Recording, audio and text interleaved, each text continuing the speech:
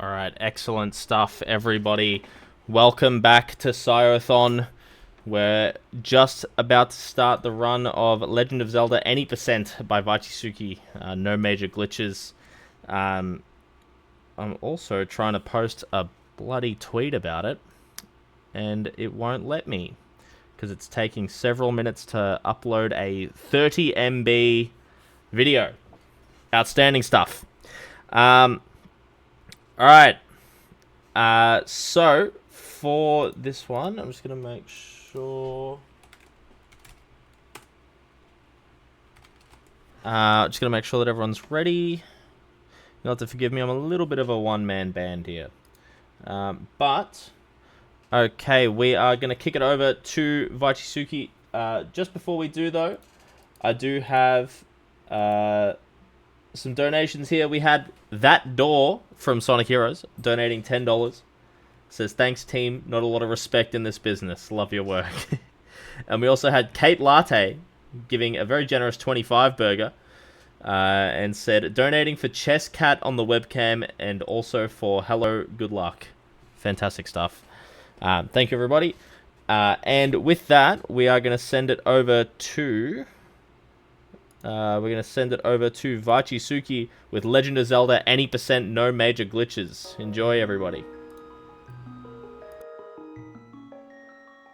Hello, everyone. I'm Vi. I'll be doing Link to the Past, no major glitches, any percent.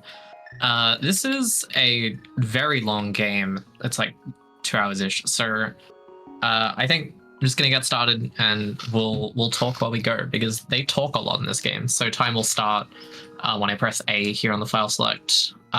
Counting down. 5, 4, 3, 2, 1, go. Yeah, they have a lot to talk about in this game, and I don't even know what they're saying because it's all in Japanese. We run in Japanese, specifically the 1.0 release, because there's a couple exclusive glitches that we do. To talk about the category definition very briefly, even though this is no major glitches, there are still an absurd amount of glitches in this run, because this game is incredibly broken and it's really funny. So a lot of the glitches are just like very minor things that speed up the game just a tiny bit, so they are allowed for the sake of quality of life when running, and you'll see some of them hopefully, I think, like 10 minutes or so, give or take. But yeah, opening Zelda game, you know how it is. Fall into a sewer, watch your dad/uncle die in front of you and leave his rotting corpse in the sewers after robbing it. Just an average day in Hyrule. So we're gonna go into Hyrule Castle now. We have our trusty little sword. Okay. Have our trusty little sword. And we're gonna go save Zelda. Hopefully very quickly. Hopefully. The beginning of this game is pretty boring, if I'm being honest. It's mostly just enemy dodge simulator. You could even call this a Resident Evil game.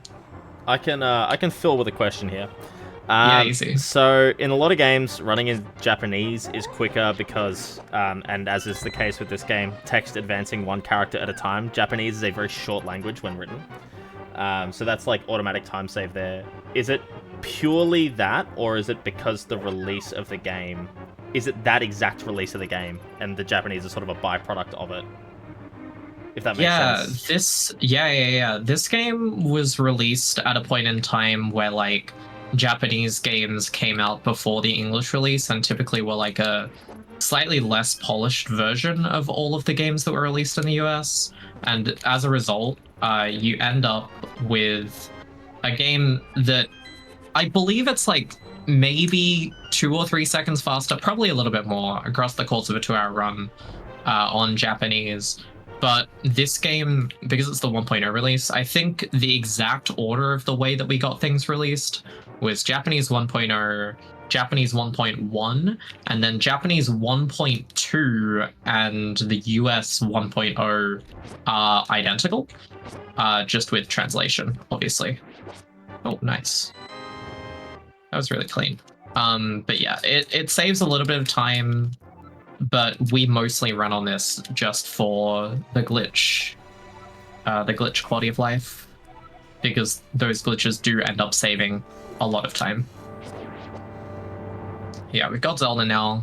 She's gonna follow us around and not really do much except yell at us when we go the wrong way and do stuff.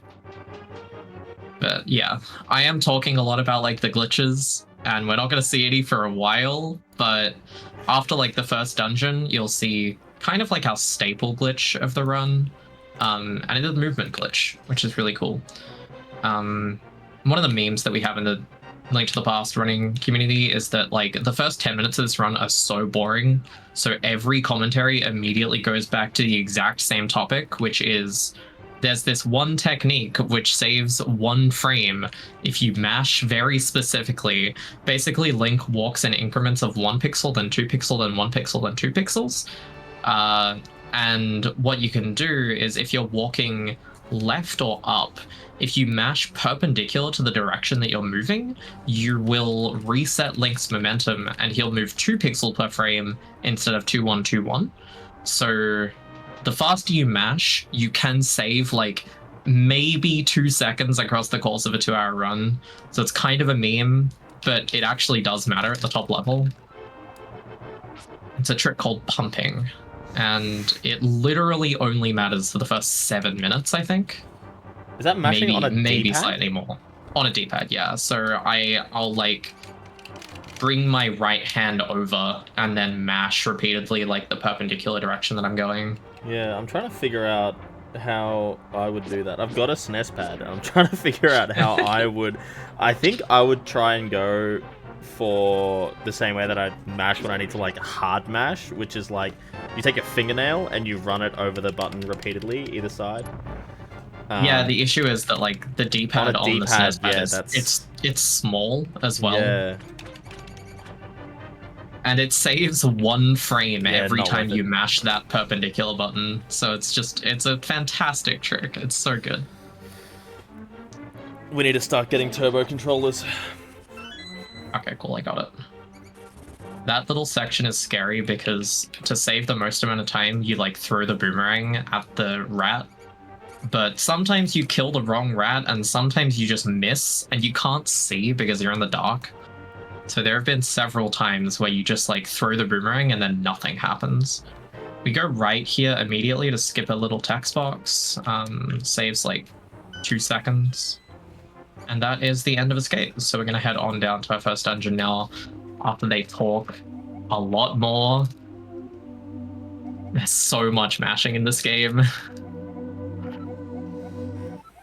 So you just mash all 4 face buttons to mash the fastest. But there's also a weird quirk that saves time in very specific scenarios. If you're on the final text box of like a series of words that someone is saying, you can mash it only then with L and R. And that's the only time that L and R do anything in the speedrun at all. There's no input associated with them. It literally just clears the final text box of a group, and it saves you time because you can like not accidentally mash the sword button and then watch Link do a little sword swing for no reason.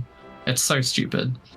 The randomizer of this game adds in a feature where instead of having to wait for the long-ass menu to come down, you can press L and R to quick swap your items, and it is so good. It's like finally the controller's actually decent, and also you don't have to wait for this long-ass menu to come down from the top of the screen and then go back up. It's so bad. Slightly more useful technique, we can stair pump here. So it's the same concept as pumping, except on stairs you will always move 1 pixel every frame. So by mashing left and right while you're on the stairs, it resets it to the initial walk speed, which will always be 2. So you can go upstairs quite a bit faster. But obviously You have to mash, and that's annoying because I'm mashing like that basically. Looks really stupid. Mashing, you say? Dact is, The JRPG yeah. speedrunner has entered the chat. I stole that off Dact in the chat. I'm not gonna pretend I didn't.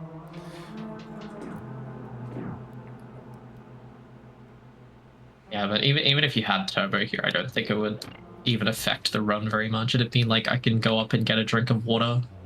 Hooray. Gonna do a little cool manipulation here. We are gonna pick up this pot, walk here. Oh, I messed it up anyway. There we go. You kill the skeletons before they spawn in. Normally there are 4 that spawn in, but you kill 2 of them, and the game just goes, okay, good enough. You proved yourself. Yeah, what were you gonna say? Sorry. Yes, I was gonna check. Are there actually like known good third-party SNES controllers for like any purpose? Because like everyone I see uses just like default SNES pads. The 8-bit Dough ones are actually pretty good, in my opinion. I've used them because like you can't use a regular SNES pad on like a Switch. Oh no, I mean like ones that you plug into your SNES. Oh yeah, 8-bit Dough also has those. You can get like a special adapter, and it has like 2.4 gigahertz capability, and you can play like with wireless controllers, specifically designed for use with their version of the SNES controller, like the classic SNES controller. And it's not bad. Nice. The issue, okay, that's fine.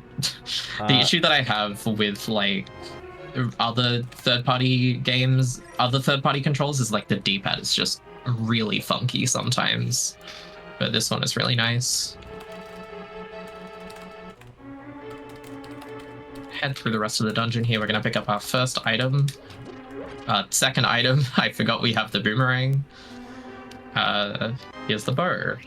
And we're gonna use it to kill the rest of the enemies in this dungeon, because they cannot be damaged by anything else. Okay, excellent. Our commentary has arrived.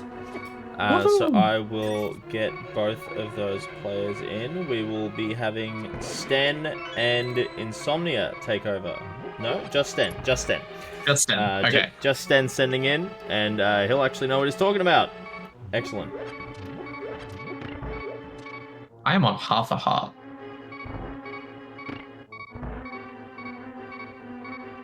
Hello. You've joined just in time to watch me potentially die to balls. Okay, we're fine. Yo. You didn't die to balls. Hell yeah. This is a good run. Gonna grab that. Welcome, Sten. If you want to introduce yourself. Yes, hello, I'm Sten. I run this game too sometimes. Sometimes. When you're not derusting 96 exit. Yeah, imagine that. G'day, Dactyli. Do a quick kill of armors here. Pretty simple. Very nice, and you didn't even shoot the extra arrow at the end. Huge day.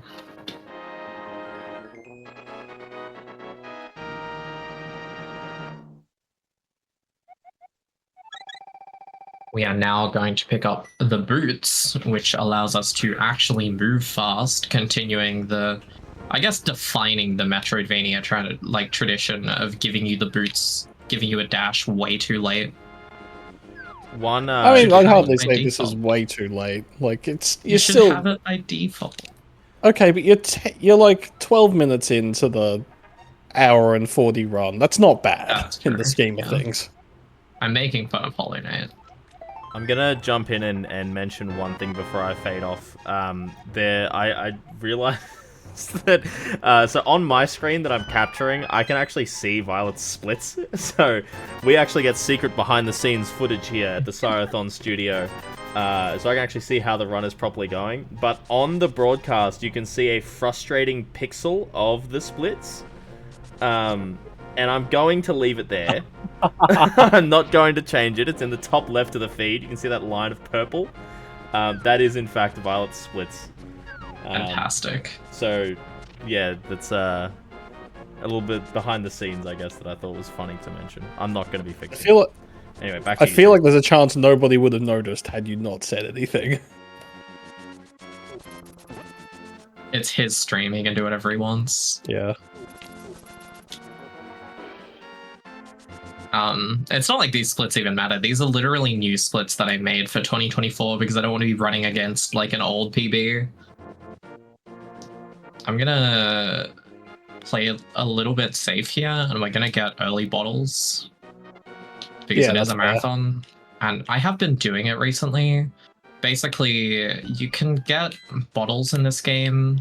There's routes for the speedrun to get them early or late, or obviously not at all, because they're purely for safety, and it allows you to catch fairies, which will automatically heal you when you die, which is really nice. The main thing getting the fairies or getting the bottle early helps with, or at this point in time, is it's just a bit of extra safety for Palace of Darkness. That's the main place where you could die and lose a lot of time. It's such a difficult dungeon, and you go in with like, I don't know, maybe 7 hearts maximum. Yeah, the boss hits hard, and it's a problem. Mean. The boss does 2 hearts of damage on contact, and you have 7 hearts, so that's 3 hits before you die. And the boss's movements in phase 2 get quite erratic, which you'll see later on in the run. Bollocks. Normally I don't do this, or at least I haven't done this in previous races with Sten, and it usually leads to disaster, so I'm not gonna risk it this time. And I have been doing it in like my practice runs, so yeah, it's a little cozier. It means you can play a little bit more aggressively without like being scared. We're gonna go up to this little fairy hideout above Link's house. Grab 2 fairies, and then get the hell out. Yeah, a fairy will heal Link back to... there's complex calculations onto exactly how much it'll heal, but it'll activate if Link is to get to 0 hearts. Yeah, so it's a really nice safety. Yeah, basically an extra life. Especially if you're just like going into the boss with less than a good amount of health. You can just like not have to worry about being sent back to the beginning of the dungeon. This game is really punishing if you die. You don't get a magic refill, and you get sent back to either a save and quit spot, or depending on if you die in a dungeon or not, just the beginning of the dungeon, which sucks. Here is the Desert Palace. Link has become literate, and his first quest will be to enter this old temple with a bunch of sand in it.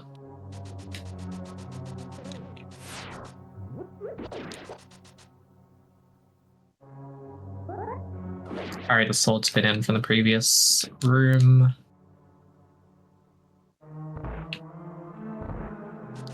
There is also a randomizer in this game, if you want to talk about it, Stem. Yeah, so the randomizer is pretty cool. It just takes all the items and then shuffles them around, and then you have to figure out how to beat the seed. It's a good time. It is very cool. Even though this game, at least in the speedrun, it feels very linear, it is like still very progression based. So it ends up bringing in like a really cool set of logic for what, over 170 checks in the game, I think. There's a lot of them, yeah. There's a lot of them. So it ends up being really fun. It's also impressive just how many of areas are sort of accessible through different combinations of items. Like, you know, to go to the dark, you can get to the dark world if you have like you can do it the vanilla way through beating Aghanim if you have the Master Sword, or if you have the cape and a source of fire. Or actually, I think you need the lamp. Yeah, you can get it by get Dark World access through having the hammer and the gloves, or having 2 gloves. It's there's a bunch of areas where it's like you can access it through these things, or this other thing, or this combination of things. It's pretty cool.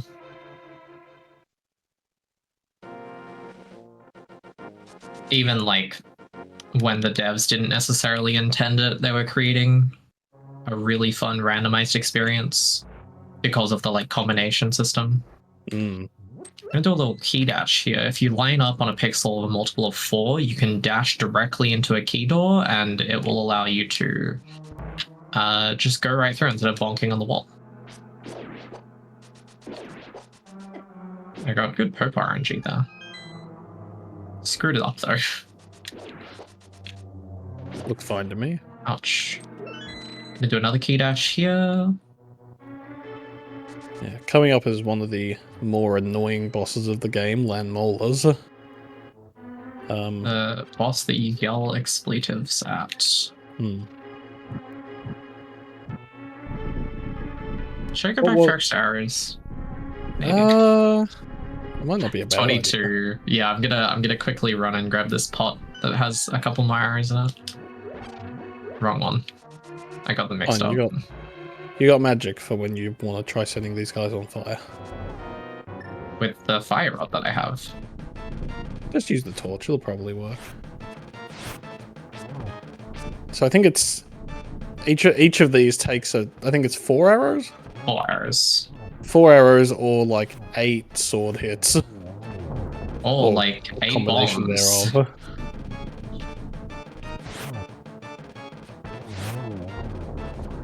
Oh, come on. And ideally you want to leave the kill the last 2 at approximately the same time, because the last one gets a bit more aggressive, starts moving faster, shoots out really twice good, as many actually. projectiles. That was pretty clean.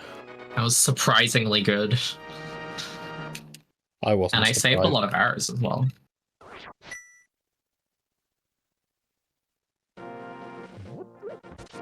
Gonna head out. We're gonna do our second Japanese 1.0 exclusive glitch called fake flippers. Essentially, when you jump in the water in this game, you are not meant to be able to swim without the flippers item, and you can dodge that because the animation that plays when you jump in the water, like the little splash animation, if you transition the screen 1 frame after landing in the water, the splash animation does not play, and therefore it does not check whether you have the flippers, which just allows you to swim. Oh, okay. I messed it up. The only issue is that sorry, I'll let you do this. I'm like there we go. The issue is that if you have fake flippers and you take damage, it soft locks the game, so Vi has to be careful not to get hit by the Zora. That was really scary. It got scary. But This it's category fine, you're fine. is also no save and quit, so if I softlock, that is a completely dead run. You're not even guaranteed to be able to save and quit. Like, sometimes you can just not do anything and it's over. Yeah. Have to reset. Here's the old man. He's gonna talk even more, but he's gonna give us a little pocket mirror. If you dash with the old man, you go like really slower than normal walking pace. Whee! He's running so fast.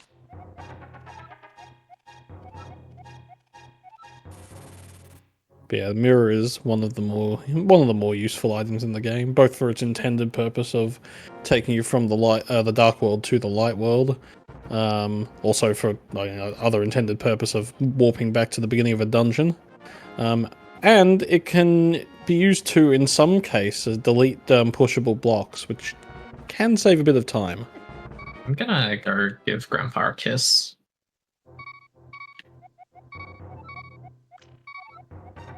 He gives us a full heal, and I was on 1 heart, which would not be good, because then I would waste one of my fairies. And Death Mountain is just dangerous. You've got... Yeah, we've entered the world of Cloudy with a chance of meatballs, because there are these death cabbages raining down from above. Yeah, they bounce all over the place. It's somewhat random where they bounce, and they can be quite annoying. And you've also got the dead rocks, which are the guys running around, also randomly. I did not explain spin speed. Do you want to explain spin speed? Oh yeah, so spin speed. Basically, you're supposed to be able to like dash in like the cardinal directions. If you do a sword spin on if you do a sword spin on stairs and then hit the dash button the frame after you release that sword spin, it puts you into the spin speed state, which I guess you get into the spin speed state no matter where you do that. But then if you walk onto stairs, it gives you spin speed, which lets you move at dashing speed, but in all directions.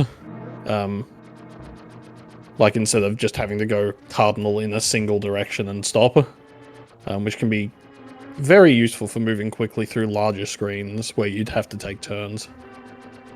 This is the hardest room in the game. Oh yeah, May says good luck. Thanks, May. If you stand on these like little pillars that pop up from the ground, the game just gives you invincibility. Because it expects you to step off of them, and it'll give you invincibility. But you can just stay there, and it'll give you invincibility until you walk off of them. What you couldn't see there was that Link was flashing at 60 hertz. I'm recording in 30 FPS. Yeah, because Vi's recording in 30 FPS, it just looked like Link was just standing there. Menacingly. I'm running with a composite capture card, GV 2, which records in is it 480 or 720? I think it's 480. 480 30. You can do 60 FPS on that. Not with composite capture, I thought. Yes, you can. Oh. That's my bad. I should fix that. It's because I usually stream in 30 because I have the dreaded Australian internet. Australian Wi-Fi, not even Ethernet. Oh, that yeah. Sucks. It's horrible. So, Vi's coming up on a bomb jump here, which is basically where you put a bomb down, and then use the explosion from the bomb to blow you across a gap. Like that. Just gonna wait that out. Yeah. We do a little spin on the edge of the hole because what it will do is it will, if you like start walking onto the edge of the hole, it starts to put you in the falling animation. But if you sword spin, it allows you to move 1 pixel away from the edge, and the sword spin itself cancels the movement. So you can always end up 1 pixel away from a hole, and it just allows you to. Oh, okay. Have I cursed you just by being here? Is that my fault? No, my practice runs have been bad as well. It's horrible. Because I play a little bit more aggressively. This is Moldorm. I hate him. Yeah, Moldorm's Please rude. go He away. knocks you off the edge and then you get sad. Or he knocks you into the middle hole and you get even sadder because then you fall down 2 floors instead of 1. I don't like Moldorm. What is going on? You're not hitting him. What are you doing, mate? There we go. Nice. That Okay, was only 1 Moldorm weird. fall. That's Yeah, but it was super slow as well. That's why it sucked.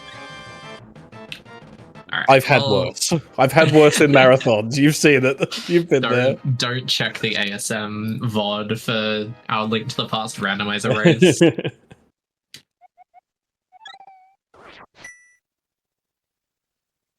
But yeah, we now have all 3 pendants, which means we can go and get the Master Sword. Link's gonna break his legs real quick. So, Syo mentioned that, he mentioned your splits. Yeah. And that, in chat said you were 14 seconds ahead. Which wasn't correct at the time, but now is correct. How did he know this? I just had faith in the runner. I just had complete and utter faith in Violet. He's in my walls. Thanks for the segue there as well into an excellent donation that we had from this old temple with a bunch of sand in it. There was a No $10 way. donation. This old temple with a bunch of sand in it said, "Oh, hey, that's me. Glad to be a part of the stream." I think that Shout out was to that old temple with a bunch of sand in it. it was a couple minutes ago. I'm sorry I missed it at the time. But thank you very much for your kind generosity. Anyway, back to you two. Keep killing it. We're doing a little manipulation here. Basically, there's like prize pulls in this game. Oh yeah, we also get this weird like blue sword, but there's manipulations that you can do. If you pull on certain trees in this game, you'll get like rupees dropped to you, and those rupees, what kind of rupees you get actually depends on a couple of things. Specifically, how many enemies you've killed since the last tree pull, and how much damage you've taken. So there's 3 tiers. The lowest tier is just green rupees, which is less than 4 enemies killed. Then there's blue rupees, which is more than 4 enemies killed. And then there's red rupees, which are more than 4 enemies killed. And also you have not taken any damage whatsoever. So we're setting up to have killed 4 enemies, which I will have done right there. Now we pull on this tree, and bam, we get 80 rupees, which is super nice for rupee routing. Yeah, Vi needs to have 110 rupees before getting to Palace of Darkness, the first Dark World dungeon, and she has exceeded that, so... I also do like no issues with rupees now. In naming the file name Syothon, we just get to hear Zelda calling out to Sire specifically, and I think that's great. Sire, please save me. I'm being taken by Ganon and something. I don't know the plot of this game. I just collect the things. I think officially she gets taken by Aghanim. Like, you don't know that Ganon's involved until... True, like the last 10 seconds of the game. Yeah. So weird. Okay, here is Aghanim's tower, and it is my least favorite dungeon in the game. Yeah. Ooh, nice. Cool, I got the good frame rule. Nice.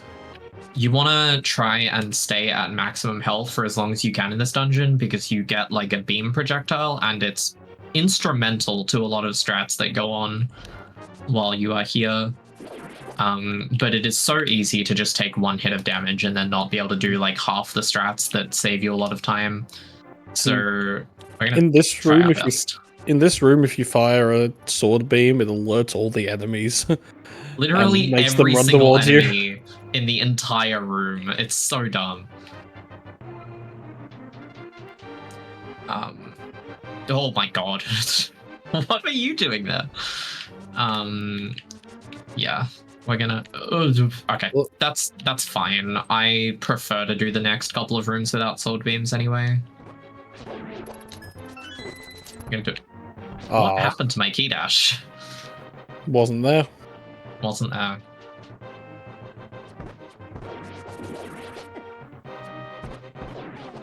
Oh, I did the silly. Gonna hit the boomerang to aggro these 2 guards and then kill them. No heart drop. I was hoping for a heart drop. Oh, you're in the bad spot. I hate you. Okay, what is going on? There were some shenanigans that ensued, but we're fine. That was really good. I'm glad I practiced this dungeon. Yeah, no, that was a solid Aga Tower. I've spent the last like 2 days specifically practicing this dungeon because I hate it so much. It's also the one that like barely ever comes up in rando, so you just you don't have like the natural practice from that. You never want to practice it because it just sucks so much. There's no checks in here unless you're playing Key Sanity, and like it's so annoying. Yeah. So Aghanim 1. Yeah, Aghanim 1's the next boss. So Aga, he works on a cycle basis. He can basically shoot either a useful projectile that you can deflect at him, or blue balls. So the first shot is always guaranteed to be good. Shots 2, 3, and 4 are 50-50 on useful or blue balls. And shot 5 is lightning, which is always useless. Blue So balls. one There blue we ball. go. So we obviously hope for as few blue balls as possible. Okay, this is a good start. Good start. Yeah. And then that cycle repeats. So we're at 3, which is the worst it could be so far. Yep. You have to hit him with 6 actual projectiles to kill him. So every blue balls is just like a net 7-second time loss. Oh my lord. 4. I think the maximum you can get is 15. Yes. The most I've seen is 7. Okay. Slightly better. So we have 4 right now, which is more than average. I think average, if as long as you're hitting every projectile, you will 90% of the time get just 2. Oh my lord, that's 5. Okay. Alright. Okay. Okay. 5 is a lot. Yeah. Certainly not ideal.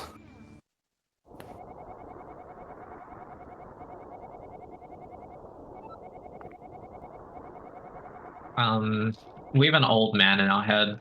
The voices are rising up again, and Link is going to thrust his sword in the air to dispel the voices.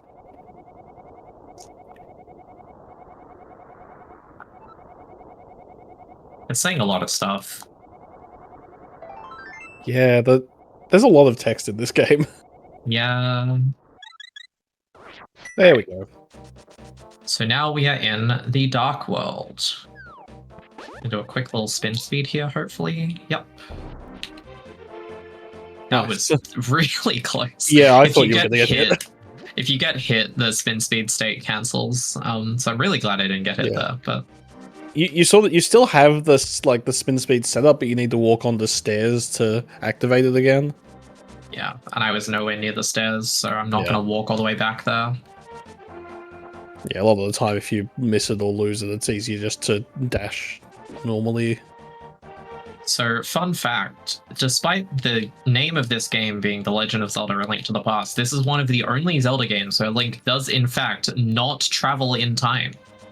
Yeah, I don't know where where this name came from. Yeah, it's not even like a retcon thing. It's quite literally in this game. It's called A Link to the Past, and then in game they say it's another world. It's like another world that is a version of our own, not even like a time travel thing. Like they do not mention time travel at any point during this game. Yeah, I mean it's a localization thing. The game was called Kamigami no Triforce. Zelda do Densetsu Kamigami no Triforce. Yeah, I think that's which I think the is Legend just... of the Triforce, right? I mean, I don't know if it's legend, but it's just talk Triforce of the God. Oh, of course, yeah, Kami. Yeah, yeah, that makes way more sense. But yeah, if you're a Zelda lore nerd, this is in fact the Sacred Grounds, and Ganon, who has been banished here, has basically done some neat renovations, and now we're going to evict him. And here's that awful dungeon that we talked about, where you have 7 hearts and... oh, Jesus. Yeah, Palace of Darkness, you make very good use of the mirror, being able to warp you back to the start of the dungeon. Yeah, because there's so many branching paths, and we're basically doing like a key collection run. So we're just going to collect the keys, exactly the keys that we need, and then warp back to the beginning, because otherwise we'd have to go through like a branching maze path, and we don't really care about that. We're going to do another bomb jump here, hopefully, called Hammer Jump or Hammer Yump. Which will allow us to skip going into the basement and getting an extra key. Generally saves, I think, like a minute and a half want the optimally. chest. Oh, I do.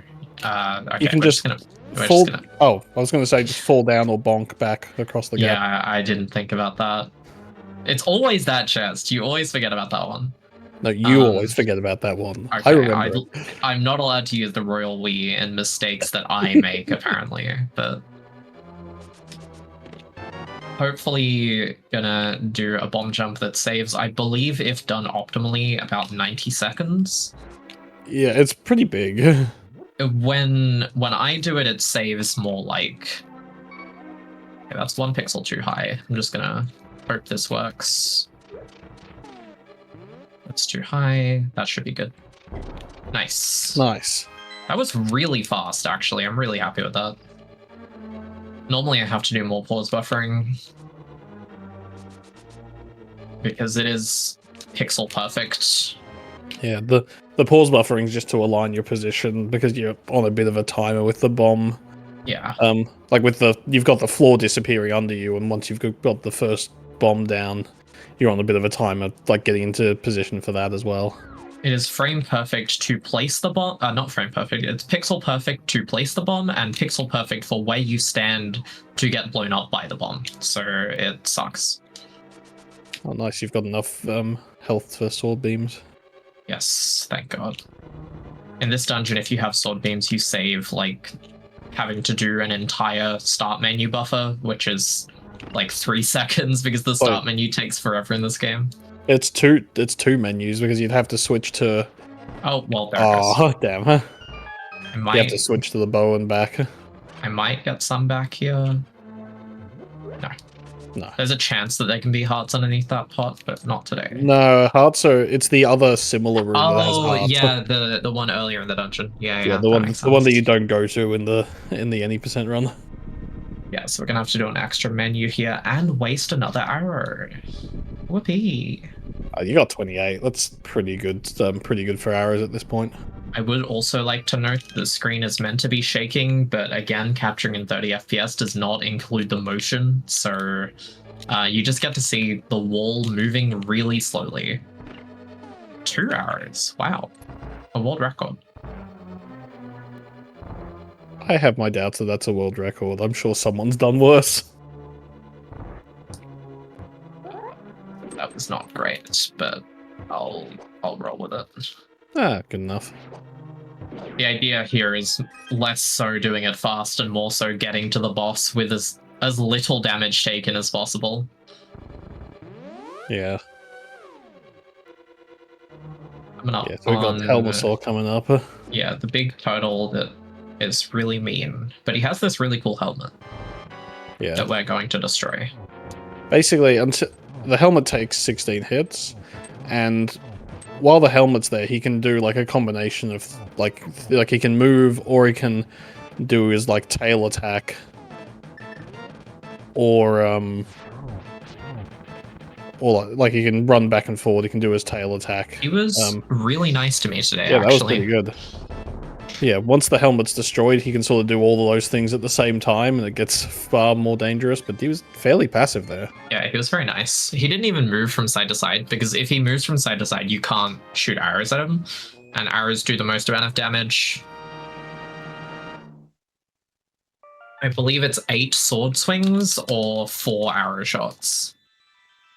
Or 4 hammer hits, but they're really difficult to do. Yeah, the hammer, if you're looking upwards, the hammer's hitbox is pretty bad. Yes. It's a lot better if it's a lot better if you're looking sideways or down. But it means that for a boss like Helmasaur, where you have to hit him from below, it can be quite finicky to use.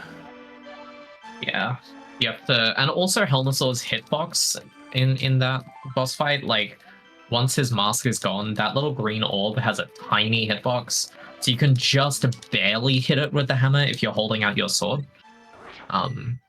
It is the fastest way to do it, but it's also very easy to take damage while doing it because you will just like move a little bit too far to the left or a little bit too far to the right, and then suddenly you're dead. Yeah. But we didn't use a fairy, which is ideal. Because there are much harder bosses in this game that you'd rather have your fairies for. Because obviously every time you use a fairy, you want to refill it, and then blah, blah, blah. That bird was a bit spooky. Yeah. I think this is our first instance of an item dash, right? Yeah, so basically, if you dash and use an item on the same frame, it just sort of activates that item during your dash. So like for the hammer, you can use it to just knock down any pegs that are in your way whilst you are dashing. Only if you have the sword. Yeah, only if you have the sword. If you don't have the sword, it won't let you do it. Yeah. You can also use that to like throw a boomerang one direction and dash a different direction. A lot harder to do that. What are other I item mean, dashes? there's hook speed, which is also technically an item dash, even though it doesn't have the application of a regular item dash. Using a hook dash and then standing on stairs has the exact same effect of spin speed, but it's slightly faster to set up, and it's also much less precise. So it's a lot easier. I'm gonna talk to a ghost, dig up his grave, and then he disappears forever. But only to be seen. Sweet flute. We have a sweet flute, only to be seen in the reboot of this game, The Legend of Zelda: Link Between Worlds, where they made him an entire character called Gully. I just really like that game. It's a good game. It's a good game. As far as I'm aware, this is not the Ocarina of Time. It is a flute. At least in the game files, I think it's called a flute. It is called, yeah, it's called a flute. Not an ocarina. No Even resemblance to an ocarina whatsoever. None at all. And now we get a duck. Yeah, the duck is useful because it lets you fly to 8 specific points on the map. I'm gonna immediately use it and head over to the witch's hut and give her this stinky old mushroom we found in the Lost Woods. And she's gonna be like, come back later. Yeah. And then we go one screen away and come back, and magically it's all done. We get this magic powder. This is an optional safety side quest that we do, because magic powders, if you like use it on a particular enemy called an anti-fairy, it turns into a regular fairy, which just gives you a lot of health back, which is a really nice safety. Yeah, anti-fairies are like the red and white guys that do the DVD screensaver thing. They are DVD screensavers. We love them for that reason. These guys all get your way. DVD screensaver is my favorite genre of enemy. There are quite a few of them in this game. There's at least 2 that I can think of off the top of my head.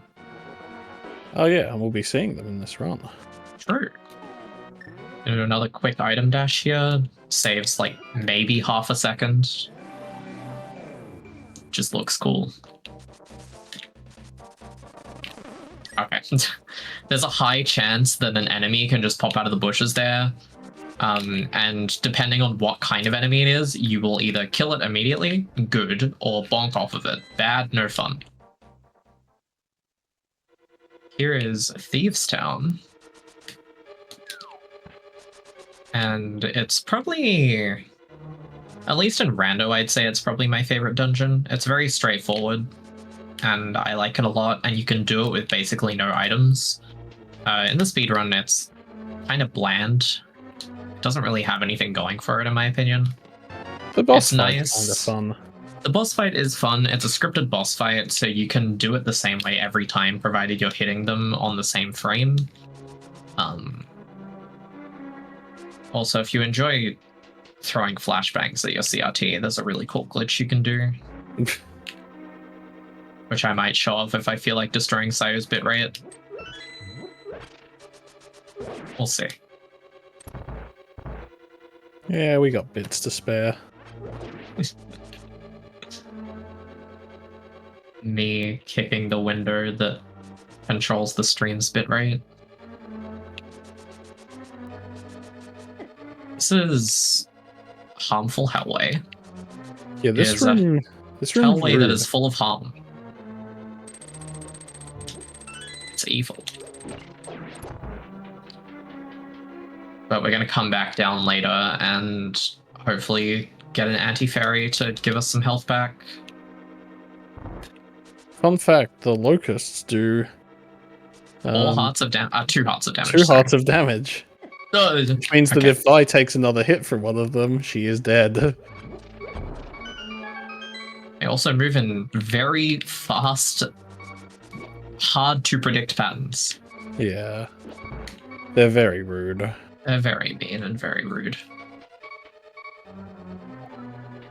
I'm gonna pull out the magic powder here so we can grab a little bit of extra health just for safety. Wait for it to come up here, grab the fairy. There we go. Very simple. Ow. Ooh. Alright, well, never mind. There's more fairies downstairs, it's fine. You still have more health than you did before. Exactly. I'm not one touch away from dying. We are going to keep the green mail quite literally until we are in the final dungeon right before Ganon, which means that we take a lot of damage from basically everything, and it sucks. Yeah. Although the game doesn't have the game doesn't give you a mail upgrade until Ice Palace, which is a late game. Feels dungeon. fairly late. Absolutely. Like, I think it's intended as Dungeon 5 of the Dark World. I think so, yeah. Here are the Titan's mitts. Now Link can start bulking. You can pick up slightly heavier things. Woohoo! My arrow count is actually really good. I'm very happy with that. We're chilling. And now we're going to throw a flashbang at my CRT. Oh. He got the weird version of it. It shouldn't soft lock. I hope it doesn't soft lock, but also it is losing you time. There we go. 100% lost you time. But it's awesome. So how do you even trigger that? If you press select while you're dashing upwards, before the maiden reaches the light bit, if you have the select button, like the select menu out, the game just does this. Silly game. Normally it looks just really yellow, but if you do it the way I did it, which is a lot harder, you get like this weird like candy palette, and I think it's really funny. I believe the trick is called LSD blind, because the boss is called blind.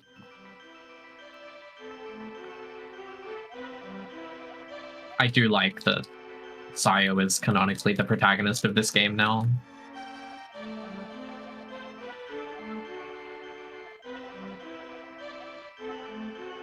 That did actually lose me a fair amount of time, and I think that's actually hilarious. Yeah. Like, it pauses so long. Yeah.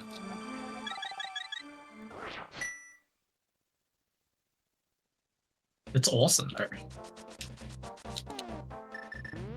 We're gonna rob this abandoned shed in the middle of nowhere. They have a lot of money. Bucks in it. This is someone's life savings, and we're just gonna grab it and run away. Only their life savings if you have the boomerang, though. Otherwise, it's the red boomerang, and I don't know why. Wait, is that the red boomerang? Yes. Oh. If you don't already have the boomerang, the red boomerang will be there. That's weird. And I wish I could tell you why, but I don't even remember where the red boomerang is if you have the blue boomerang. Yeah, I'm not sure. I've completely forgotten. I'm going to do a little side quest here to upgrade our sword, to get the tempered sword. We turned this frog into a gnome, and these two gnomes, they make bread. As you can see on the table, they have some bread. They're the dwarven breadsmiths. And they make bread with hammers for some reason. Hammers and 10 rupees. $10 and a hammer, and you get yourself a nice orange loaf of bread. And at the same time, we're going to do another side quest to give this magic bat some of our magic powder. And he's going to be like, oh, you fool, I'm going to put a curse on you. And now your magic will be half as powerful. But what he really means is that you have 2 times as much magic, and each time you use magic, half of much of your magic meter is used. So he gets confused and he's like, is it okay that I just cursed you? Anyway, I'm off. Bye-bye. We do the same thing of moving one screen and then coming back. Oh, right, yeah. Because you need to wait for them to be done smithing your bread. Then we're going to go pick up our bread, and here it is. Such lovely bread. Mm-mm.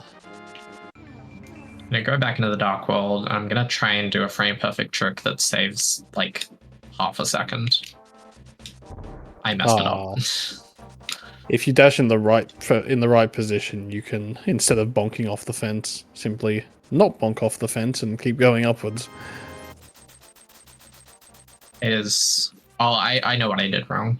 You have to hold left for 1 frame, and then start your dash, and then let go of left while you're mid-dash. And I did not do the hold dash thing. Please go away, sir. I'm not interested. He's trying to tell me about my car's extended warranty. This is Skullwoods. Please don't do that. No. The reason why I was grabbing rupees there is that you need 500 to buy the flippers from King's Aura. Sorry, I didn't mean to interrupt.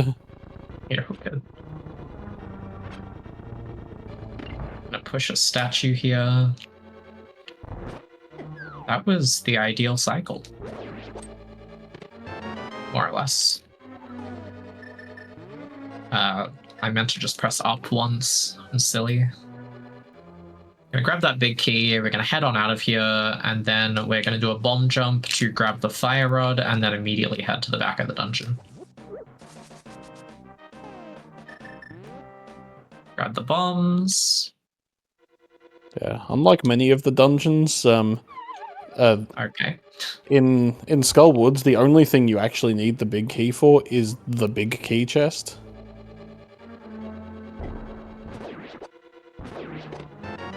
Go. Don't actually need it for to get to the boss. Then you But just we need the bomb fire back rod, which is over. in the big key chest. Exactly. I'm just going to jump in here with a quick one. We've got a $10 donation from Kindly Old Man who keeps his life savings in a warehouse, who says, "Hello there, I kept my life savings in a warehouse in town, but recently someone bombed the door and took everything. Do you know anything about that?" I Nothing. don't actually. I have zero knowledge of this. Well, thank you for giving us $10 of what you had left, kindly old man. Going towards a great cause there. If anyone They are a Yeah, if kindly anyone old does man. find it, donate and let us know. Yeah, maybe contact Crime Stoppers while you're at it. I don't know. Back to you. Oh, nice Thank you very much key for that. Yeah, you It's a can great donation. you can go to crimestoppersvic.com.au, or you can call 1-800-333-000. Why do you know that? Because I have Google in front of me. No, the only phone numbers I remember are like some of the ones that my family's phone number from when I was a kid, and the reading writing hotline. Here's Mothula. He's a big pile of rude word. Yeah, Mothula's very rude because if he hits the spikes, he doesn't take damage. And, like, if you hit him into the spikes, he doesn't take damage from your hit. It's like he's gonna take damage, and then he hits the spikes, and it's just like, nope, not doing that.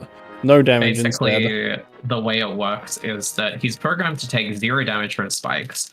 So if you hit him, it will start writing the damage to him. But if he hits spikes in the middle of the knockback, the damage that you do is overwritten by the damage that he takes from the spikes, which is 0.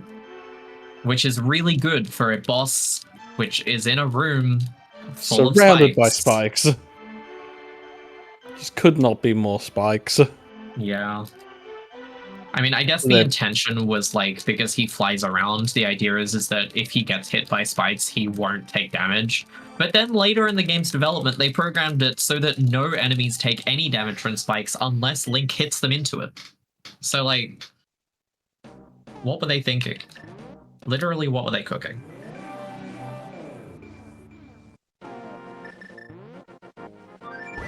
Oh. Link forgot how to play the flute for a second. Where am I going? 4. 4. That's not 4. That's 1. This is not where you want to be. This is not where I want to be. I'm trying to get the wrong medallion. Hmm. You have to do like 2 miniature side quests like in between dungeons, and I always forget which side quest I'm meant to be doing when. So I checked my splits, but I forgot. We're getting Quake. That's what my splits are telling me. I'm intelligent. Yeah, we're going out of our way for a 90s FPS. We're gonna go wake up a catfish. Yeah, He's gonna be very grumpy at us. Who out here catfishing? I don't think Link is. He's just annoying the catfishes. It's the equivalent of like throwing rocks in the pond. What do you mean it's the equivalent? He's literally throwing rocks in the pond. That's true. It's like tapping on the glass of the fish tank in your doctor's office. I'm gonna throw a rock into the pond and then bonk on the wall because it's funny. And this catfish is gonna be like, what the hell, man? I was sleeping. What's your problem? Here, have this medallion that you need to complete the game. Anyway, I'm going back to sleep now. And we're immediately going to go back into the light world, and we're going to go buy the flippers because we need them. And thankfully, the dark world and the light world are like 2 maps that are stacked on top of each other. So the locations are shared.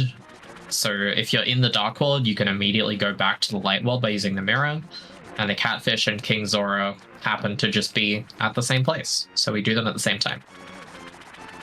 Yeah, and we need the flippers for the next dungeon, which is Ice Palace. Need the flippers to... I guess, actually, you don't... Technically, you don't need it to get to Ice Palace. You need the flippers to enter Swamp Palace.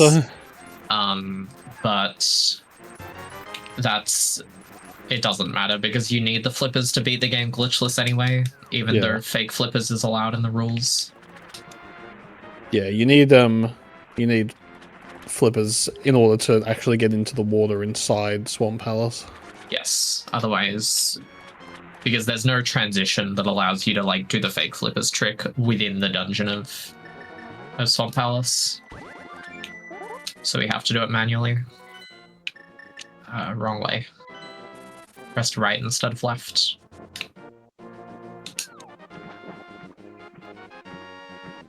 Head on up here. And magically, there's a palace that we need to be in, right here.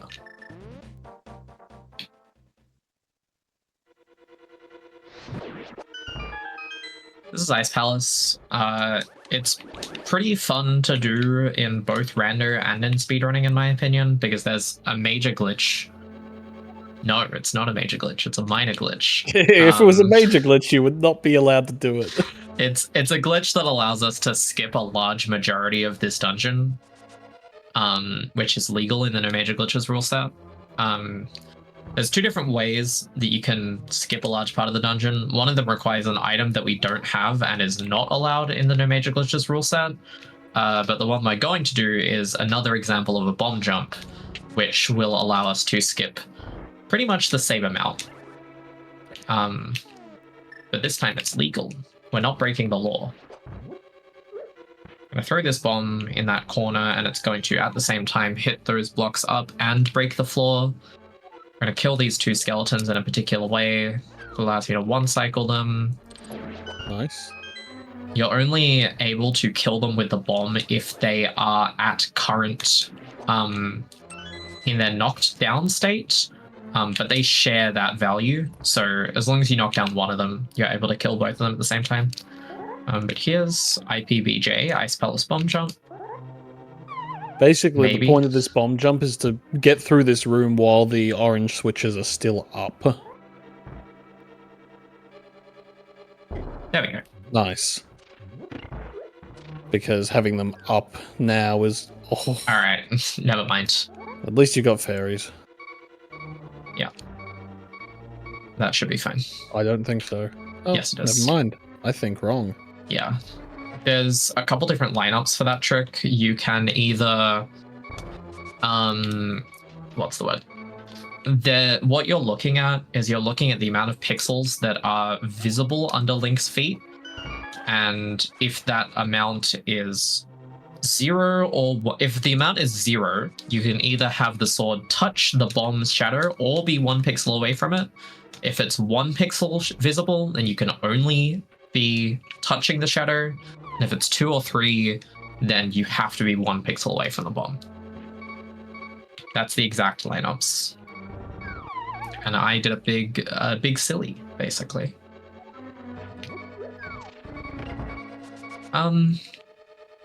Damage was cold stare? I mean, I was considering letting the fairy out to like refill the health so that I don't get messed up, but like I figured you'd just go up to the room above, like 2 above this one.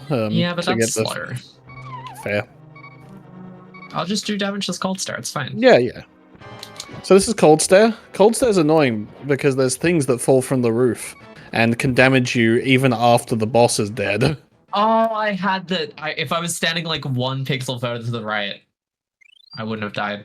But I think I have the fast lined up. There we go. That's not Nice. the ideal quick kill, but it's quick That's enough. pretty quick. Yeah, so that's fine. We're chilling.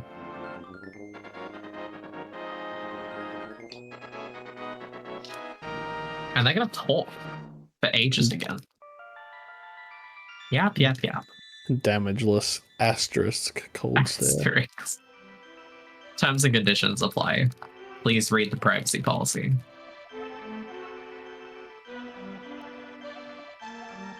So we have three more dungeons to go before Ganon's Tower. We have 2 more little side quests to complete, which are grabbing another medallion and also the ice rod. So I did a run of this game the other day on my Switch because earlier this week in Melbourne it was 41 degrees and I have my SNES set up upstairs where we have little to no insulation, so I opted to spend the day downstairs and use my Switch to play this game. And on the Switch, on Nintendo Switch Online, the only version available is the English version, unless I wanted to sign up for a Japanese account, which I could not be bought. Okay, you know what? Cabbages are being mean. No spin speed. So I didn't want to sign up for a Japanese account, so I thought I'll just do it on the English version because I've never done it before. And that was pure pain because the English version, not only does the Switch have insane input delay, which is no fun at all, but also the English version does not have like spin speed or bomb. It has bomb jumps, but the text is slower and blah blah blah. There's a lot of like quality of life that is very different on that version, so it was not very fun. But I did learn that because I was reading it in English and I don't normally play this game in English, the first time that you hear about the ice rod is immediately after Eastern Palace when Sahasrahara gives you the boots. He's like, go save the world. Also, there's a cool item next to Lake Hylia. Go find it. And it's the ice rod, which literally is not required until the second last dungeon of the game. And they tell you within the first, like, 20 minutes of you playing the game, which is so odd. Thank you, Sahasrahara. Very cool. I mean, it's out of the way, but it is something you can get from. It is something that you can get, and like as soon as you're out of escape, you can come here. Yeah, it will pretty much just waste your magic though, because it does damage to enemies, sure, but like. I think it would actually save time for Landmolus. Oh, because, yeah. like, you can kill them with 2 ice rod or fire rod shots, but like, this game is kind of funny when I'm watching people play it casually because it's very punishing and very confusing. Once you know where everything is, it's a very good game. So here they're telling us basically we need to go to Swamp Palace, but we can't get into Swamp Palace because there's some water in the way. And at one point, I think someone tells you, oh, hey, by the way, what you do in the dark world can also affect what happens in the light world and vice versa. And this is the only time where it ever comes into effect. Okay, that's... Try to catch that fairy. That did not work, but that's fine. This is the only time in the game where I think it ever matters in the slightest. I'm trying to think of other things, and I'm coming up blank. I don't think it matters at all. But here's Swamp Palace. It is my least favorite dungeon to do in vanilla because we're not allowed to do any of the game-breaking glitches that allow us to skip half the dungeon, and it's super boring. And it's really slow because you're swimming for like half of it. And there's so many cutscenes. So many cutscenes. Well, I hope everyone in chat is ready for a dungeon that's super slow and super boring. Woohoo! I know I am. Awesome. Can do a cool, funny clip here. No, I can't. I need the hook shot. Yeah. Damn. Oh, I meant to hold the wall there so that Link's shield is not rendered, and that saves like 3 lag frames, but this dungeon is long enough already. What's another 3 frames here or there? And because like the floor is all like water and flooded, you walk even slower. You walk at 1 pixel per frame no matter what. So unless you're dashing, you just lose time, and it's awesome. This key is one of the examples in the game where you can permanently softlock yourself, if I remember correctly. No, permanently is not right. I think if you reset the game, it'll reset. But you're meant to go and get that key there. But if you manage your keys just right, you can manage to save a key to be used on this door before you pick up that key under the pot. And because the lever here fills up the thing with water, it's no longer accessible without doing glitches, and you can just get stuck. To be fair, I don't think you can have that issue with keys without doing glitches anyway. I think so, yeah. But it is still a funny little oversight. Luckily, the dash pixels are set up just right that we can just dash right through there. We're gonna go up here, fall down again, blah, blah, blah. And then grab the big key, and then we get the hook shot, which is my favorite item in the game. It's so cool. It's very fun. It allows you to do spin speed really fast. It enables a couple of glitches that we're not allowed to do. But it's also just like a really nice movement item. Yeah. And it stuns enemies, which is even better. In Rando, it's like a really nice improvised weapon. Which I talked about on the Link to the Past official speedrunning newsletter.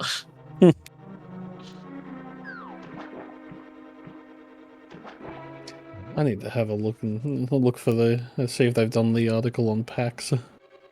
Sure. I have not read it yet. Here's the hook shot. We're going to grab this key over here because we need it to move on. I am also doing a minor optimization here called a quick hop. Basically, in order to hop off ledges, you need to be walking against them for 30 frames in order for Link to hop off of them.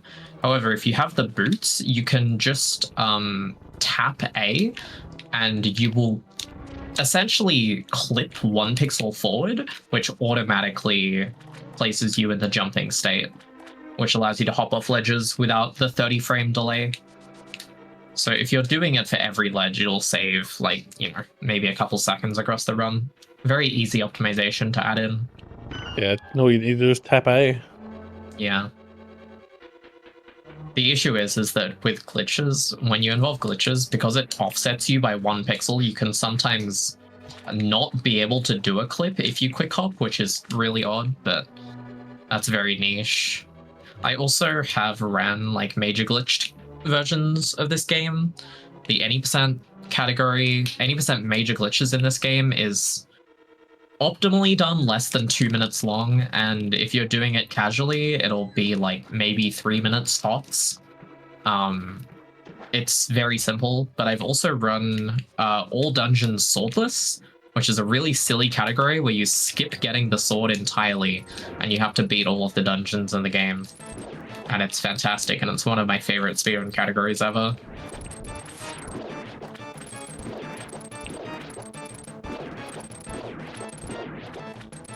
Here's our second DVD screensaver boss, but unfortunately we're not going to see him do his DVD screensaver. Not unless you mess it up. No, because I'm going to kill him. He's a little dead. A little bit. Just a little. If you let him do his thing, he'll bounce all over the arena. And cause a lot of lag, because every piece of his movement includes a water splashing animation. You can cause a lot of lag in this game. And there are lag-related tricks as well, like ancilla glitches and stuff. Well, it's not lag-related, but like it's particle-related that leads to lag. This game is a gold mine. I think arbitrary code execution is possible, but it's not humanly viable yet, if I remember correctly. So we're not quite there yet, but maybe one day. Credit swap category. Because we don't have a credits warp category, we have a credits warp category, because you clip out of bounds and walk to the credits. Anyway, we are done with Swamp Palace. We're going to head off to Misery Maya, where we will have a miserable Maya, I suppose. This is probably a fan least favorite. It's very difficult and very confusing, and there's also like nothing of interest in here.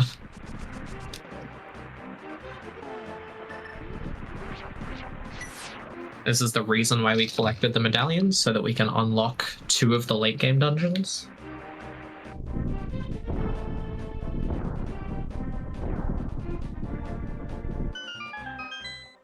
And now I will attempt to do Maya 2. Probably one of the coolest strats in the game, which requires very precise movement to one cycle the room. There we go. Nice. The cycle in that room is the wizrobes, the wizard guys disappearing and reappearing. And if you do it just right, you can clear the room without them disappearing and you having to wait. So it's strat called Maya 2 because it's the second room in Misery Maya. Very creative name. Okay, we got the good RNG here. Have to just delay, wait for that little thing to come out, and then there we go. Bink bonk. Grab the key, move on. I'm gonna do a little sneaky glitch here called, I guess, block clipping is what I would describe it as. Wow, they do 4 hearts? Yeah, they're mean. I'm gonna start pushing the block and use the fire rod while the block is moving, which allows the fire rod shot to just pass directly through the block. And now the game will be silent.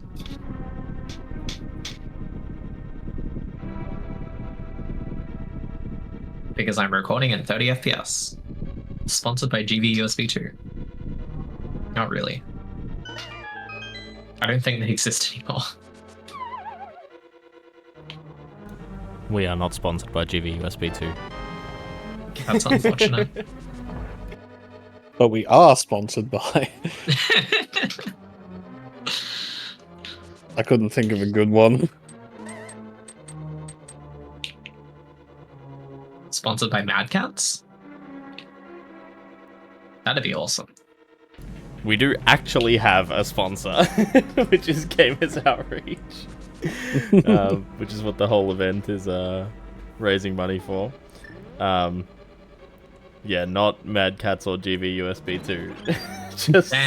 just so that everyone's aware of where their very kind donations are going. Well, tell us about Gamers Outreach. I would love to. Gamers Outreach, a non-profit that empowers hospitalized families through play. Their goal is to build a world where activity is easily prioritized as part of care, and video games are their tools of choice. So they have designed, they call them go-karts, like Geo, Gamers Outreach, go-kart, excellent play on words. They're portable video game kiosks that are built specifically for hospitals. So they're deployed to give kids undergoing treatment just the ability to play games and whatnot while they are undergoing that treatment. And they use, it's all recycled materials and whatnot. And a single go-kart is estimated to support as many as 2,900 kids each year, which is fantastic stuff. And yeah, so far we've Syothon specifically has raised 237 whopping dollars, and the event in total has the Jolly Jamboree that this is a part of has raised $42,878. Wow, which is outstanding stuff, and a great effort by all involved. And yeah, thank you everyone so far for kind donations and tuning in and everything along those lines. And yeah, with all that said, back to you two. Thank you. Thankfully, we're coming up to the end of this dungeon. Just got the boss to beat. And we do a little cool, like, damage tank strategy here, where we use the iframes to get into a favorable position and kill the boss really fast with sword spins. Damn, I have a lot of arrows, I just realized. Yeah, no, you're good for arrows. Ooh, very nice. I've been making a conscious effort in my practice to, like, manage my arrows more efficiently, so I'm glad that paid off. Yeah, well, historically, you've had a bit of an issue with that. So. Exactly, right? Good, much better. Yeah. That's Vitreous. He's just a bunch of eyeballs. Very creative boss. Bunch of eyeballs and a big pot of goo. Delicious.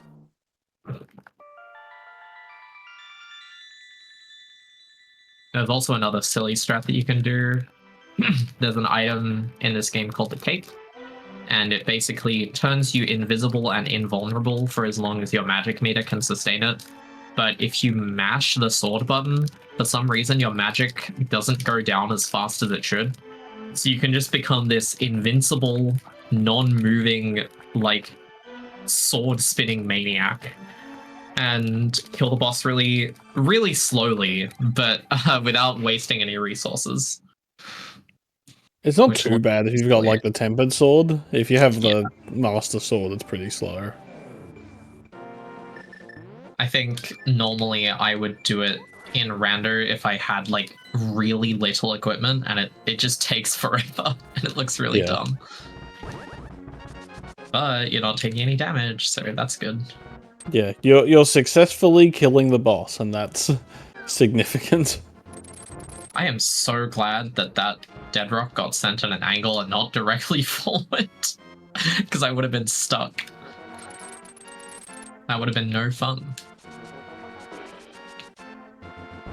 Dead rocks become immovable objects when hit, so you literally just have to wait, and it's no fun at all. They become the immovable object, and you are not the unstoppable force. Okay, cool. They got out of my way. That's a very infamous place for it to happen. You can just have them block your way. Yeah, they're so annoying. Come on. Why did he run directly into me? That's just what they do. That's so mean. We had a good track record so far with this run, but they just had to ruin it. One more little section of the game shaking and you not being able to see it. This is Turtle Rock. You can see because it's a big rock that looks like a turtle. Well, now it looks like a big rock with some stairs coming out of its head, but that's not the name of the dungeon. Should be, though. That's way better. Right? Where do the names of the dungeons actually come from? Because I don't think all of the names are, like, actually in the game. And they're probably in the manual. In the manual, right? Yeah. Super Mario World style.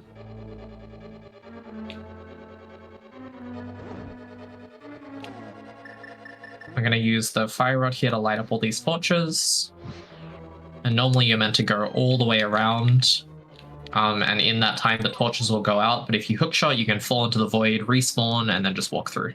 Yeah, the intention is that you actually go the opposite way around the whole thing. But it's just faster to do it this way. I'm going to mirror because I'm a little bit of a baby. Same. It's scary. You can walk back through those crystal rollers, but every time you get hit by them, it does 3 hearts of damage.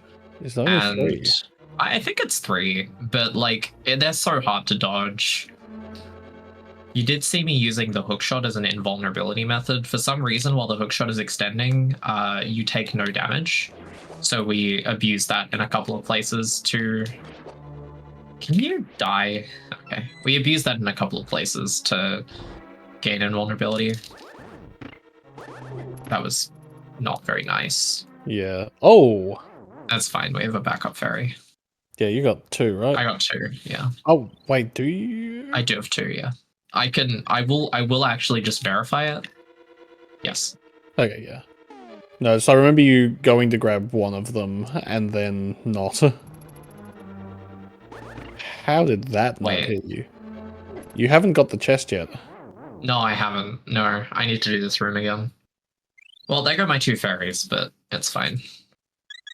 Fine. These I mean, if you get through here, there's so many anti-fairies coming up. Exactly. These chomps suck so much. Okay, I'm gonna die in 1 hit from them now.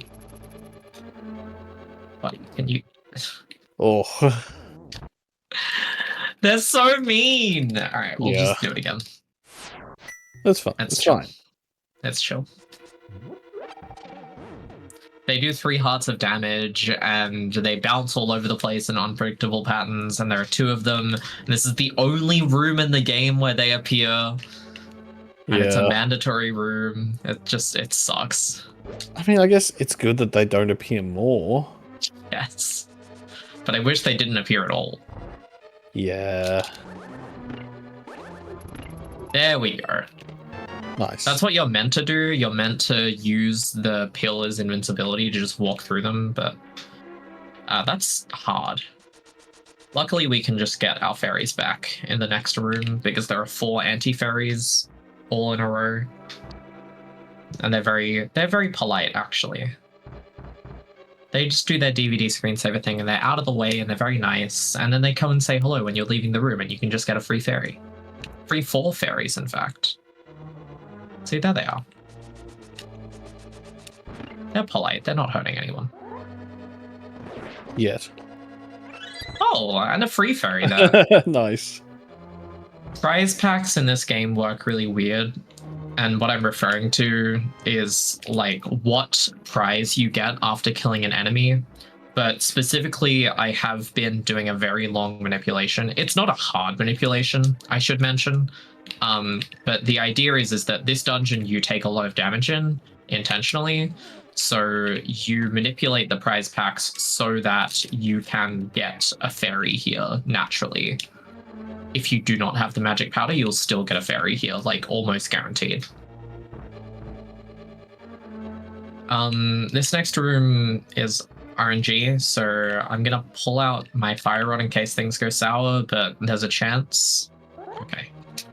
They can bounce in one of 4 different directions, and if both of them bounce upwards and to the left, you get the fastest pattern, but it's very rare. Barely sneaking past there.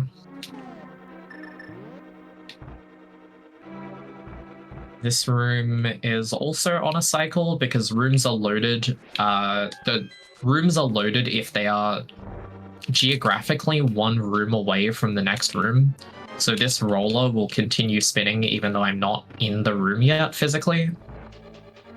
So you have to be fast in the previous room as well. And then this room is also just full of cycles. We take 2 intentional damage tanks here because it's fast. Just hold right. 1, and then... Oh, do we only take 1? Well, I can count. And coming up here is Laser Bridge. It's a bridge full of lasers. We need a key.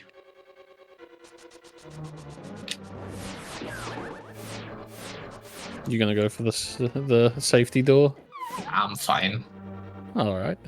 I have Oh two yeah, you got fairies. fairies. You're fine. I got 2 fairies and tons of health. It's chill.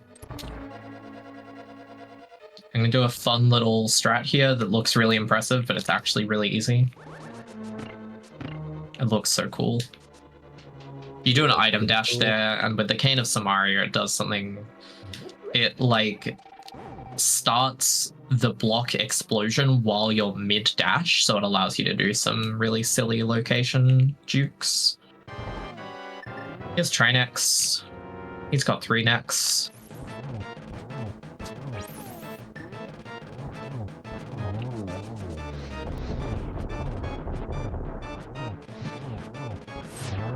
Ooh, nice. The head on the right can be annoying because it starts spinning out ice, which gives the floor, it makes the floor icy. But thankfully it didn't this time. It is also RNG whether it does that. Nice. Nice. Very clean. Double spin. You charge a spin in a specific location there, and then he pushes you back and always moves in the same location, so you automatically get a double spin for free there. It's really nice. Yeah, coming up on the last dungeon here, this is going to be Ganon's Tower.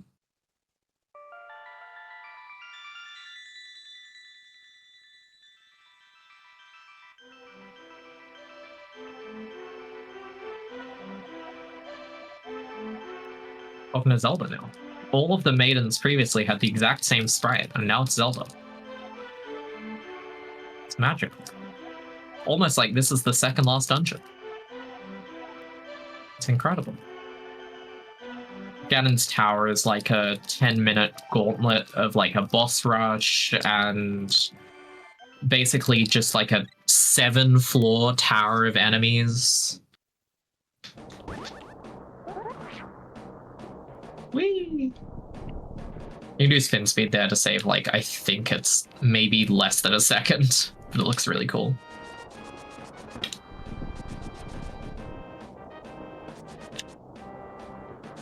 I always forget to mash here, so I am gonna mash. But all of the 7 maidens have come together and they're gonna destroy the protection around Ganon's castle or something. I just think he's got like some really cool pig statues. Like, those are awesome. He did some good renovating, but unfortunately he's not paying his rent. We've got to evict him. Sorry, are you taking the role of landlord here? Link is taking the role of landlord. I'm role-playing as a landlord. Why would you want to do that? I never said this is a good game. You know, there are games that you play as like the villain. I think this is one of them.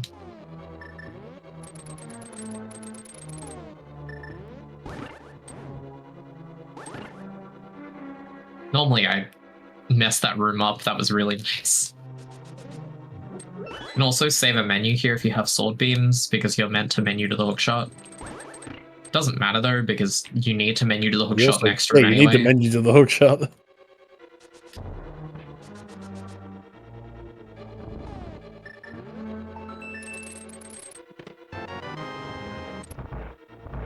Let's try and not mess up this portal pattern, because I've done it. I've messed it up in the last 2 runs. There we go. It's so easy to go to the left one by mistake. So easy, because in randomizer you have to go to a secret room that's on the left there. Do a quick little bonk over that portal there. I'm gonna do one more bonk over this gap to not have us go through like a big maze of of other stuff. I don't even need to get the backup arrows here. I will get these ones while I'm waiting for this to explode anyway. Oh, Bob, what are you doing? Draining your magic. Okay, gonna go for a quick kill here. 1, 2, 3. Oh, I messed it up. I think it's fine. That'll work. There we go. Nice. You're meant to do 3 up, 2 left, 1 up, so it's like 3, 2, 1. But I did it a little bit wrong, and it still worked out fine. So normally here you would mirror back to the lobby, but we're actually gonna do one last thing here that is also just a safety thing, and grab the red mail. And the reason for that is because Ganon is coming up, and Ganon does 7 hearts of damage to you on contact with the green mail. And that is no fun at all. Yeah, it's very rude. It's so mean. And with red mail, he still does 3 hearts of damage, but like it's more manageable. So it's fine. Yeah, 3 is notably less than 7. True. You're doing a very good job of counting in this run.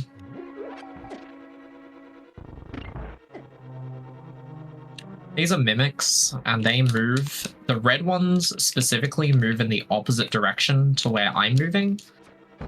So we do some manipulation to get them to line up exactly where I want them to be. You hold the sword out, you can stay moving in the same direction, even though you're facing a particular direction. You can key dash there if you just don't press anything, and I accidentally pressed something. Ouch. It's rude of the Igor. Igor was so mean.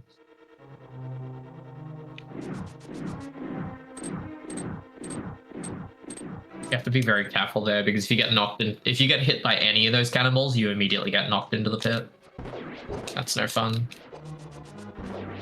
That was clean. These rooms are all basically just RNG. It sucks. There we go. So you have to make very quick decisions as to where the enemies are gonna go. Ouch.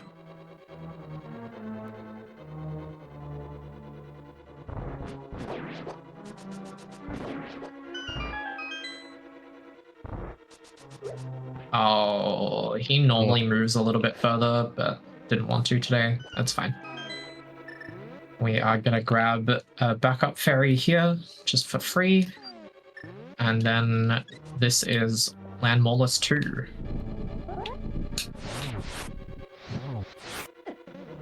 Unfortunately, nice. Grabbing the fairy in the previous room just throws off the timing for this one a little bit, because, as Vi mentioned, this room's loaded when the room before's loaded, which means the timing of the land molars is dependent on I believe that on time taken in the previous room. I think that one is weird because it's actually based on how long you take when you enter Ganon's castle.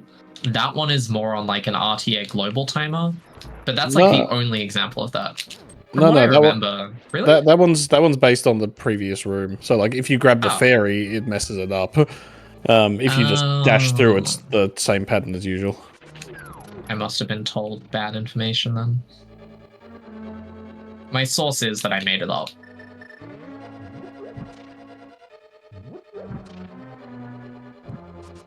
Oh, nice. That was close. It's a very tight cycle, but you can make it. So, second last floor. So you'll notice that the bosses that we fight in this dungeon are all of the bosses that we fight in the light world. So we're just doing them, but again, usually on more difficult arenas. So naturally coming up next is Moldorm, who's meant to be a lot harder, but since we have the Tempered Sword, he's kind of a joke. Yeah, he just kind of dies. Yeah. With the Tempered Sword, you can kill him with 1 sword slash and 1 sword spin.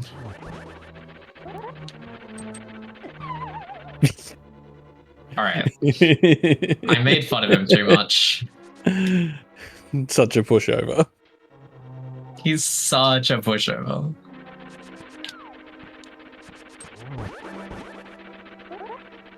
There we go. You can do a trick called hovering here, if you want to explain that. Yeah, basically, if you sort of like, if you hold A to start the dash animation, and then let go of A for a frame and re-grab it, you can start hovering over gaps.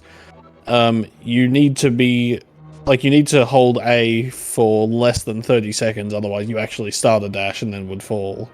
30 frames, not 30 seconds. 30 frames, yes, sorry. 30 seconds would be fantastic. Oh, yeah. Okay, double. But it's... I've never learnt the setup for, or like learnt the technique for it. It's weird and not good for your hands. It's very bad for your hands. Yeah, so Okay, this is Aga just one more 2. hit. It's like Aga 1, except the two fake Agas always shoot useful shots. Yes.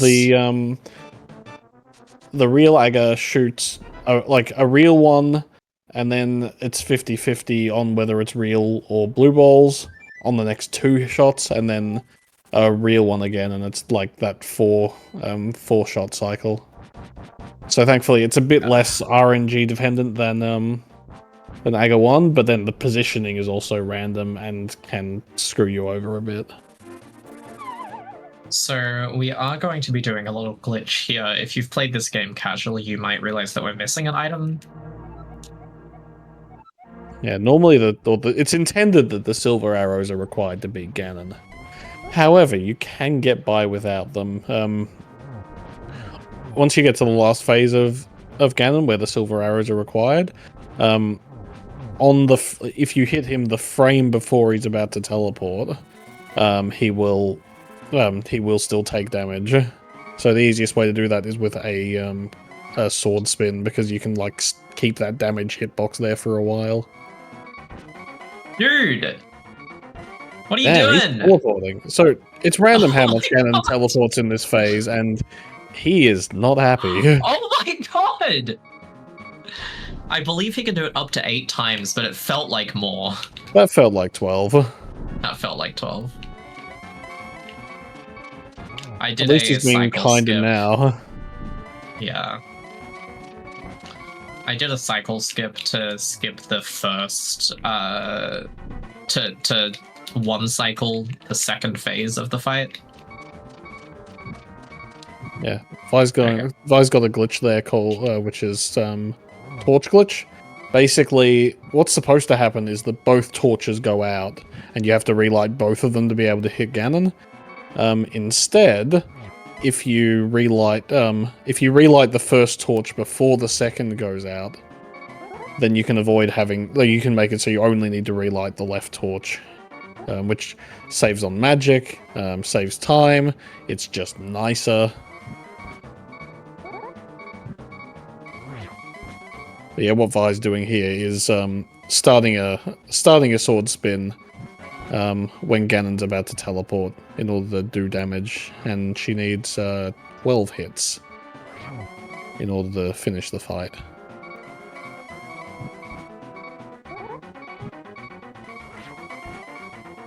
And it's a bit hard to see what's going on here because of the 30 FPS capture and Ganon being invisible half the time.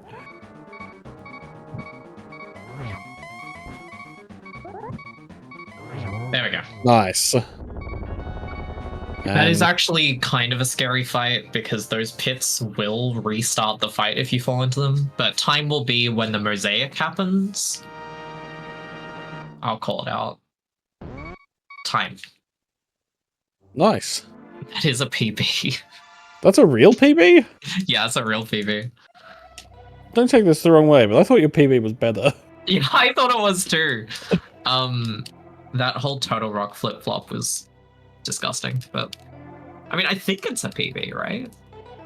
It's a 141, and I'm pretty sure my PB was a 142, but my PB might be a 140. I don't remember. It's a PB for this year, at the very least. What's your speedrun.com? It's a Jolly Jamboree miracle, folks. We've got a real PB. Let's look at that.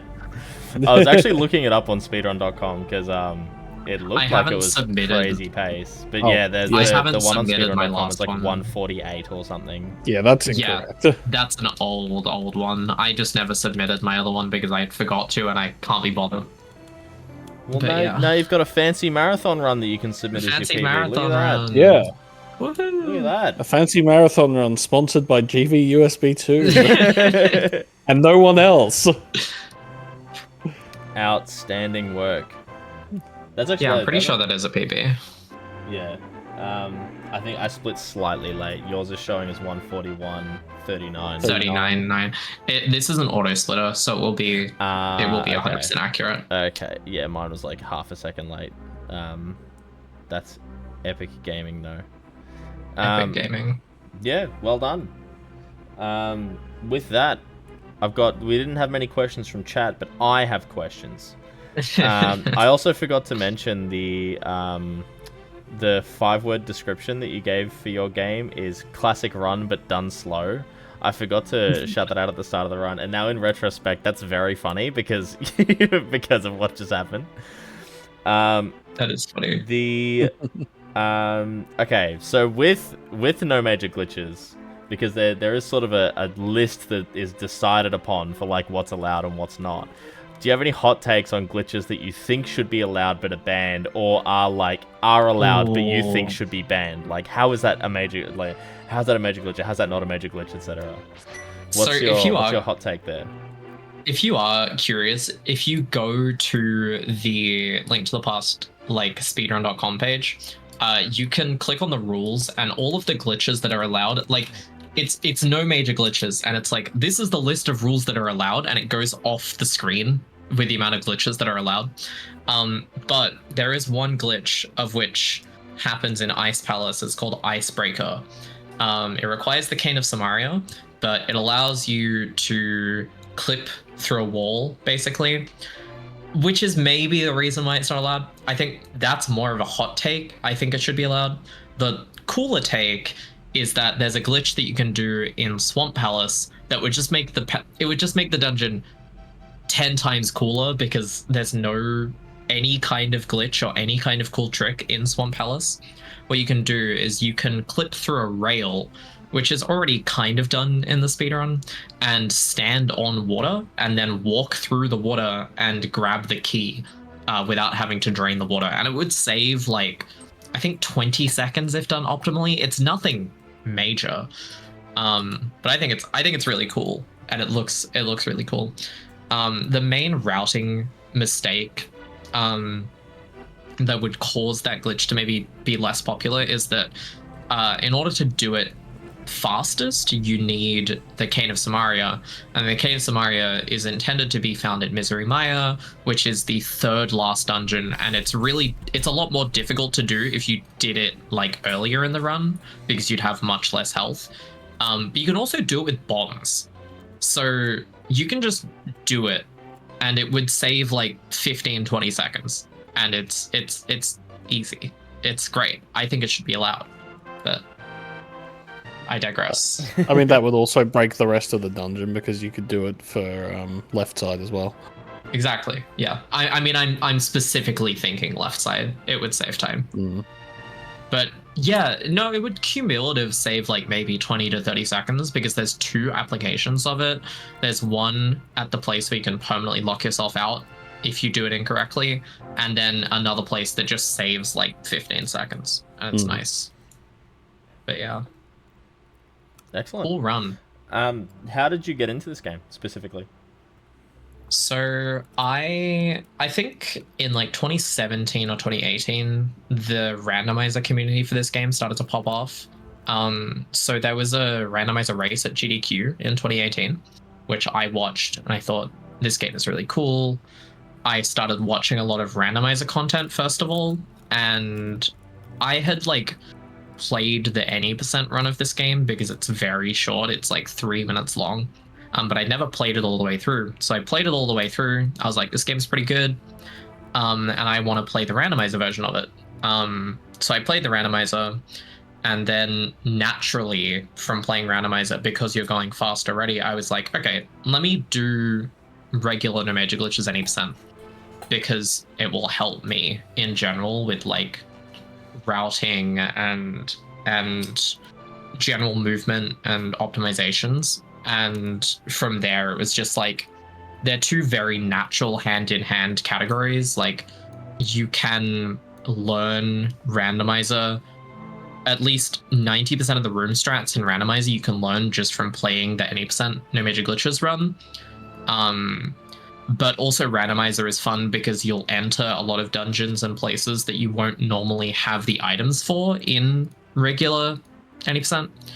So I started playing randomizer and 80% at the same time, and then Sten also at the same time. We kind of got into it, I would say, like in the same year, right? Like 2022 or so. Yeah, maybe? I'd done a little bit like a few years prior, but definitely got into it more around that time.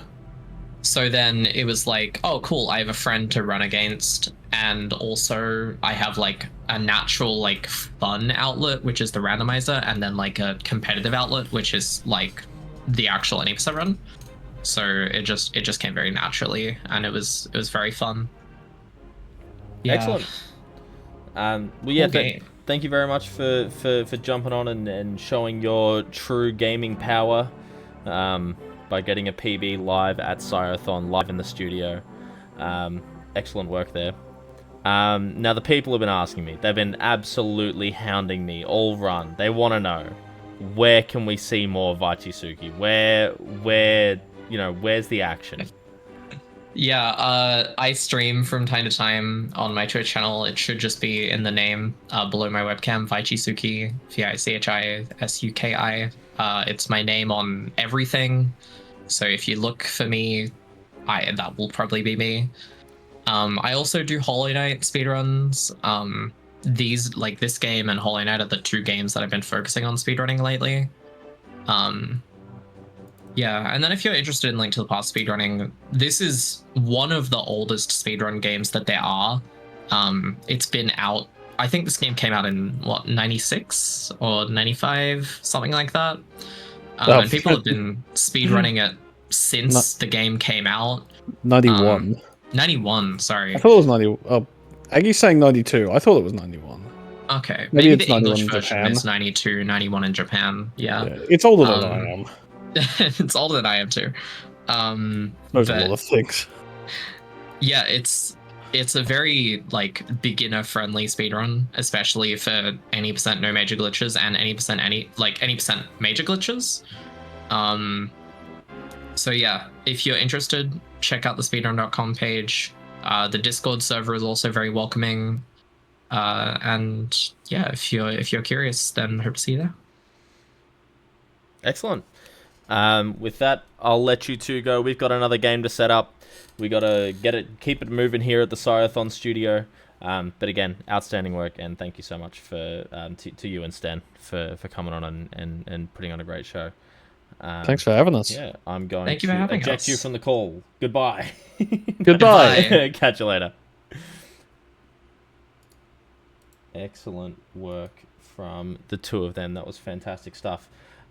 Okay, so up next we have GL Phoenix doing Yoshi's Crafted World, which I am gonna get set up for here. Hope everyone's having a great time though.